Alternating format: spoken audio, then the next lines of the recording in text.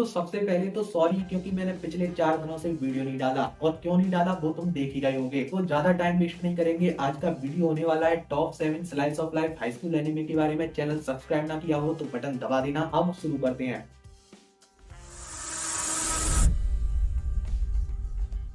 तो यार शुरुआत करते हैं एक ऐसे एनीमे से जो तुम्हें बिल्कुल स्लाइस ऑफ लाइफ वाली फीलिंग तो नहीं देगा, लेकिन फिर भी मैंने इसे ऐड कर दिया क्योंकि कुछ लोग तो होंगे जो शायद अपने दिमाग में ऐसा कुछ भी लेके बैठे होंगे। तो नंबर 7 पर आता है बोकुगन वी नेवर लर्न। तो युगा एक हाई स्कूल स्टूडेंट है जो कि अपने स्कूल से स्कॉलरशिप पाने के लिए लगातार मेहनत कर रहा है, क्योंकि वो एक पुअर फैमिली से आता है और उसकी इस मजबूरी को देखते हुए उसके स्कूल ने फायदा उठाने का सोचा है। उन्होंने उसके सामने कंडीशन रखी है, अगर वो अपनी दो ब्यूटीफुल क्लासमेट्स को उनके कॉलेज के एंट्रेंस एग्जाम को क्लियर करने में हेल्प कर दे तो वो उसे ऐसे ही स्कॉलरशिप दे देंगे। लेकिन इसमें एक प्रॉब्लम है, जो युगा की दो क्लासमेट्स हैं वो दोनों ही उस सब्जेक्ट के लिए जाना चाहती हैं जिसके बारे में उन्हें क्लू तक नहीं है, और युगा को अगर अपनी लाइफ अच्छी करनी है तो उसे कैसे भी करके इन्हें पास कराना ही होगा। तो यार इस एनिमे में तुम्हें देखने को मिलेंगी दो लड़कियां जो एक लड़के के चक्कर में पड़ी हुई हैं, एंड डबल मीनिंग डायलॉग जो हमें बिल्कुल समझ में नहीं आते। नंबर 6 शिरो बाको। तो क्या तुमने कभी सोचा है एनिमे बनते कैसे हैं, कितना प्रोडक्शन का खर्चा आता है, कितने आर्टिस्ट लगते हैं सिर्फ एक सीन को कंप्लीट करने के लिए? अगर सोचा है तो ये एनिमे तुम्हारे लिए है। इसमें तुम्हें स्टोरी देखने को मिलेगी एक ऐसी लड़की की जो उस फीलिंग को कभी नहीं भूल सकती जो उसे अपना पहला एनिमेटेड प्रोजेक्ट कंप्लीट करने पर आई थी, और अब वो उस फीलिंग को बार बार जीना चाहती है। और अगर उसे ये करना है तो इसका तो सिर्फ एक ही तरीका है, उसे प्रोफेशनल एनिमेटर बनना होगा। और अपने इस ड्रीम को पूरा करने के लिए उसने ग्रेजुएशन के बाद ही एक एनिमेशन स्टूडियो ज्वाइन कर लिया है। लेकिन कुछ चीजें थी जो उसे तब तक समझ में नहीं आई जब तक वो इस इंडस्ट्री में आ नहीं गई। लेकिन अब कुछ भी हो, उसके सामने कितनी भी प्रॉब्लम्स आ जाएं, वो रुकना नहीं चाहती, क्योंकि उसे अपना वो प्रॉमिस पूरा करना है जो उसने हाई स्कूल के टाइम पे अपने दोस्तों से किया था। अब वो प्रॉमिस क्या था और उसके हाई स्कूल का क्या सीन था, उसके लिए तुमको इस एनिमे को देखना होगा। और प्लीज इस एनिमे को हल्के में मत लेना, आंखों से पानी ले आएगा ये तुम्हारी। Number 5 true tier. शिनिचिरो एक ऐसी लाइफ जी रहा था जिसकी उसकी उम्र के लड़के सिर्फ सपने देख सकते हैं, क्योंकि वो जिस लड़की को पसंद करता है हिरोमी युगासा, वो उसी के साथ एक ही घर में रह रहा है। हिरोमी उनके स्कूल की टॉप स्टूडेंट है, सब कुछ एकदम परफेक्ट करती है और सबसे एकदम स्माइल के साथ बात करती है। लेकिन शिनिचिरो के लिए उसकी ये लाइफ किसी बुरे सपने से कम नहीं है, क्योंकि उसे पता है ये सब एक दिखावा है। वो भी अंदर ही अंदर कहीं ना कहीं दर्द में है, वो अकेले में रोती है। शिनिचिरो चाहता है वो उसकी आंखों से जो आंसू आ रहे हैं उन्हें रोक सके, वो उससे कह सके सब कुछ ठीक हो जाएगा, लेकिन वो ऐसा कर नहीं पा रहा क्योंकि ऐसी बहुत सारी चीजें हैं जो उसे रोक रही हैं। वो चीजें क्या है और क्या शिनिचिरो हिरोमी की लाइफ में एक बार फिर से कलर्स भर पाएगा, उसके लिए तुम इस एनिमे को देखो। और हाँ, जितना तुम्हें ये एनिमे अभी टेंस लग रहा है ये उससे कहीं ज्यादा टेंस है। इसके अंदर कोई कॉमेडी नहीं है, ये pure slice of life romantic anime है। और अभी मैं तुम्हें एक बात की गारंटी दे रहा हूँ, तुम इसके लास्ट एपिसोड तक गैस नहीं कर पाओगे ये स्टोरी जा पा रही है। Number 4 Saekano how to raise a boring girlfriend. Saekano की लाइफ में मांगा एंड नोवेल्स का इतना बड़ा रोल है, वो जब भी कोई नोवेल या मांगा फॉलो करता है उसकी एवरीडे लाइफ एक्टिविटीज उन कैरेक्टर के नेचर के हिसाब से बदल जाती हैं। और यहाँ तक कि साइकानो चाहता है दुनिया का हर इंसान उसी की तरह फील करे, और इसीलिए वो अभी तक का दुनिया का बेस्ट विजुअल नोवेल गेम बनाना चाहता है, जिससे वो ज्यादा से ज्यादा लोगों तक कम से कम टाइम में पहुंच सके। लेकिन इसमें एक प्रॉब्लम है, जो उसके गेम की ड्रीम हीरोइन है उसके पास अभी तक उसके कैरेक्टर को लिखने के लिए इंस्पिरेशन नहीं है। लेकिन लकीली साइकानो को आज एक ऐसी लड़की दिख गई जिसकी अपीयरेंस से वो अपनी कैरेक्टर लिख सकता है। लेकिन अभी भी एक प्रॉब्लम रह गई थी जो साइकानो को जब तक समझ में नहीं आई जब तक वो कागज और पेन लेके नहीं बैठा। वो अपनी फीलिंग्स को कागज पर उतार ही नहीं पा रहा है, क्योंकि उसने खुद कभी लव को फील ही नहीं किया। तो अब तुम्हें देखना है क्या साइकानो फिर से उस लड़की से मिल पाएगा जो उसने उस वक्त देखी थी, और क्या वो रियल लाइफ में भी उस फीलिंग को एक्सपीरियंस कर पाएगा जिससे वो बाद में जाके अपनी सपनों की हीरोइन को कागज पर उतार सके। Number 3 none none बियोरी। होतारू की लाइफ एकदम से बदल गई जब उसे टोक्यो से कंट्री साइड एक विलेज में शिफ्ट होना पड़ा। यहाँ उसका जो नया स्कूल है उसमें उसे मिलाकर टोटल 5 स्टूडेंट्स हैं, ओनली 5, और वो 5 के 5 स्टूडेंट्स सभी एक ही क्लासरूम में बैठते हैं, फिर चाहे वो कोई से भी ग्रेड में हो। यहाँ कोई कन्वीनियंस स्टोर नहीं है, बस 2-2 घंटे लेट हो जाती है। देखा जाए तो होतारू की लाइफ अगर ऐसे थी तो पूरी तरह ऐसे हो गई है, लेकिन ऐसा भी नहीं है। होतारू के यहाँ आने से सिर्फ होतारू की लाइफ में फर्क पड़ा है, लाइफ तो उन स्टूडेंट्स की भी बदल गई है जो कि होतारू के क्लासमेट्स हैं, क्योंकि होतारू के यहाँ आने से वो इस दुनिया के बारे में कुछ ऐसी चीजें सीख रहे हैं जिनके बारे में वो इस गांव में रहकर कभी सोच भी नहीं सकते थे। तो यार इस एनिमे का प्लॉट बहुत ही सिंपल है, और मुझे पता है मैंने अभी तक जितने भी एनिमे बताए हैं तो मैं सबसे कम अट्रैक्ट इसी एनिमे ने किया है। लेकिन यकीन करो तो मेरा आज तक जितने भी एनिमे आए हैं, ऐसा कोई भी एनिमे नहीं है जो इसे पीछे कर दे। जब बात आ जाए ऑडियंस को ओवरवेल्म फील कराने की, तुम कितने भी टेंशन में हो, ये एनिमे तुम्हें स्माइल करने पर मजबूर कर देगा। Number 2, as the moon so beautiful. Junior high का थर्ड ईयर शुरू होने के साथ ही अकाने और आजुमी की किस्मत भी उन्हें एक साथ ले आई थी। दोनों की ही एकदम अलग पर्सनैलिटी होने के बाद भी उनके बीच हुए कुछ एनकाउंटर ही उनके दिल में एक इनोसेंट सी फीलिंग ले आए हैं। वो फीलिंग क्या है वो नहीं जानते, लेकिन जितना हो सके अब वो एक दूसरे के साथ रहना चाहते हैं। वो बात अलग है, उनके आसपास के लोग और एनवायरनमेंट उनका एक दूसरे के साथ बात करना तक मुश्किल बना दे रहे हैं। लेकिन फिर एक क्वेश्चन उनके इस ऑकवर्ड से रिलेशनशिप को एक नई डायरेक्शन में लेके चला गया। वो क्वेश्चन कहाँ से आया या फिर वो क्वेश्चन क्या था, और क्या इस डायरेक्शन में जाना उनके लिए सिंपल होगा, और क्या वो इसके बाद खुश रह पाएंगे, क्या यहाँ सब कुछ वैसा ही होगा जैसा कि उन्होंने सोचा था। ये सब कुछ तुम इस एनिमे में देखना। अभी तुम इतना समझो, इस एनिमे की पेसिंग काफी स्लो है। इसमें तुम्हें कोई जोक्स, कोई कॉमेडी नहीं मिलेगी। बस इस एनिमे में तुम्हें प्योर हार्ट वार्मिंग स्टोरी मिलेगी अकाने एंड आजुमी की। तो अगर तुम्हें इन दोनों की केमिस्ट्री देखनी है तो तुम इस एनिमे के साथ जा सकते हो। और हाँ, इसे हल्के में लेने की गलती मत करना, वेदरिंग विद यू की याद दिला देगा ये तुम्हें। नंबर 7, योका।